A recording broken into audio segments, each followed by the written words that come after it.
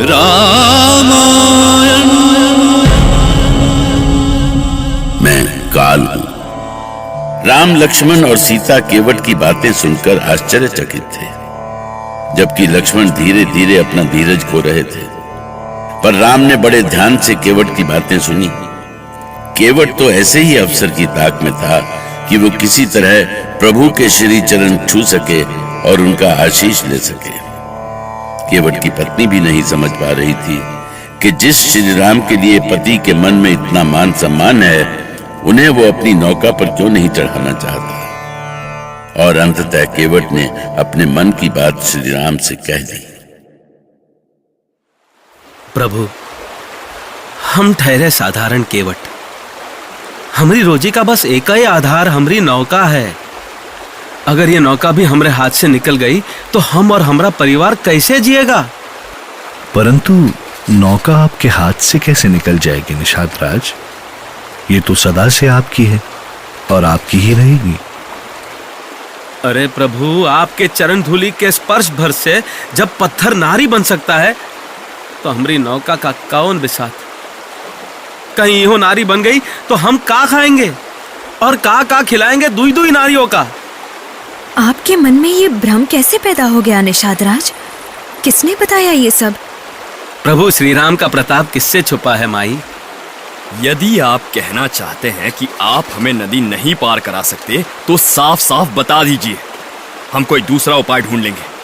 ठहरो लक्ष्मण, मैं निषाद राज का संकट समझ रहा हूं। इनकी शंका का समाधान हमें ही करना होगा।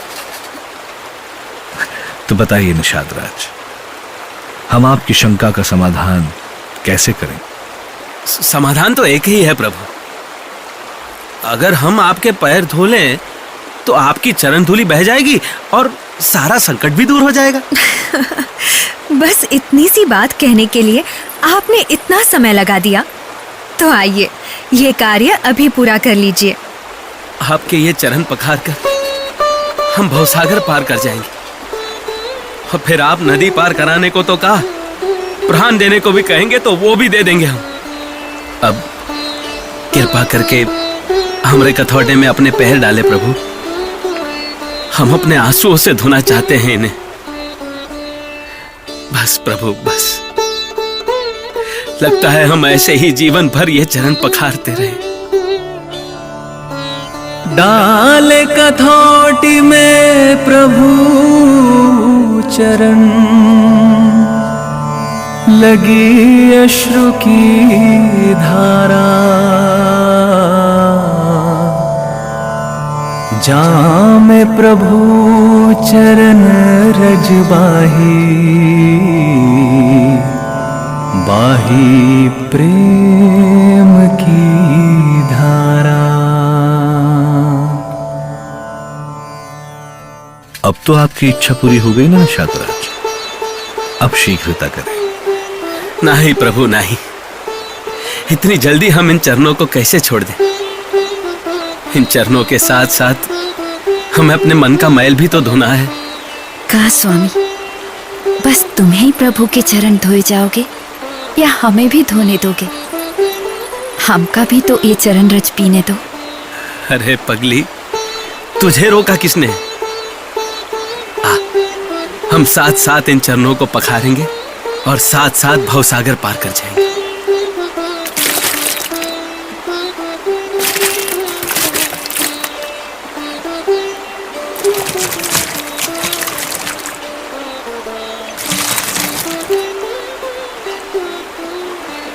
हमारा जीवन धन्य हुआ प्रभु। अब आप तीनों इस नौका पर सवार हो जाएं। देखिए ना स्वामी, कैसे भोलेपन से इन्होंने आपकी सेवा की। किसी का छल भी ऐसा भोला और पवित्र हो सकता है, मैं सोच भी नहीं सकती थी। निषाद राज की भावनाएं कितनी पवित्र हैं स्वामी। इनकी कितनी आस्था है आप में। निषाद राज जैसे लोगों की आस्था और सहयोग से ही हमारा ये वनवास सफल होगा। इस वन यात्रा से इस आस्था का संबंध है स्वामी? हमारा उद्देश्य वन में रहने वाली विभिन्न जातियों के बीच एकता पैदा करना है सीते। और ये तभी संभव है जब सभी का हम में विश्वास हो, तो क्या ये सब आपने पहले से ही सुनिश्चित कर रखा है स्वामी? वनवास का कोई उद्देश्य तो होना चाहिए ना सीते। नौका पर सवार हो श्री राम, लक्ष्मण और सीता ने गंगा पार की। निषाद राज ने बड़े प्रेम से उनका मार्गदर्शन किया था और भविष्य में किसी भी सहायता का विश्वास दिलाया। श्री राम ने प्रसन्नता पूर्वक निषाद राज का निवेदन स्वीकार करते हुए भरद्वाज आश्रम के लिए प्रस्थान किया था। दूसरी ओर दूत भरत और शत्रुघ्न को साथ लेकर अयोध्या पहुंचे थे। भैया भरत, सबकी आंखों में आंसू क्यों हैं? हाँ शत्रुघ्न, मुझे तो ऐसा लग रहा है कि मैं अयोध्या के राजमहल में नहीं, कहीं और आ गया हूं। सब कुछ बदला बदला सा लग रहा है। पूरी अयोध्या जैसे गूंगी लग रही है मुझे। रास्ते में भी कोई चहल पहल नहीं दिखाई दी। राजमार्ग सूना पड़ा था। पता नहीं अचानक क्या हो गया हमारी अयोध्या को। चलो पिताश्री से मिलकर सारी सूचना लेते हैं। तात सुमंत, पिताश्री कहाँ है? कहीं दिखाई ही नहीं दे रहे। अरे क्या हो गया आपको? आप रो क्यों रहे हैं तात? कहाँ है पिताश्री? महाराज के बारे में आपकी माता श्री ही बताएंगी कुमार।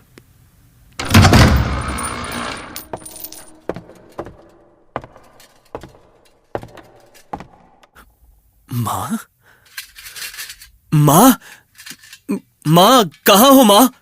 भरत, भरत, आओ पुत्र, आओ। मैं जाने कब से तुम्हारी प्रतीक्षा कर रही थी। पिताश्री कहाँ है माँ? ना वो दरबार में दिखे और ना अपने कक्ष में। तुम अभी विश्राम करो पुत्र, लंबी यात्रा से आए हो, थक गए होगे, विश्राम करो। तुम बातें क्यों बदल रही हो माँ? क्या पिताश्री स्वस्थ नहीं है? पुत्र, सांसारिक प्राणियों की जो गति होती है, तुम्हारे पिताजी की भी वही हुई। वो इस संसार में नहीं रहे। माँ, माँ,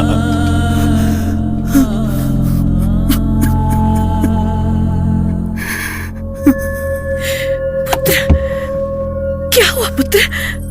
क्या हो गया तुम्हें भरत? तुम कुछ बोलते क्यों नहीं?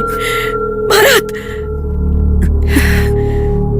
तुम्हारे जैसा वीर पुत्र धीरज खो देगा तो अयोध्या का क्या होगा? माँ, बोलने के लिए अब कुछ नहीं रहा, कुछ नहीं रहा। मृत्यु तो अटल सत्य है पुत्र, उसे कौन टाल सकता है? जो होना था वो हो गया। तुम्हारे शोक करने से वो लौट कर नहीं आने वाले।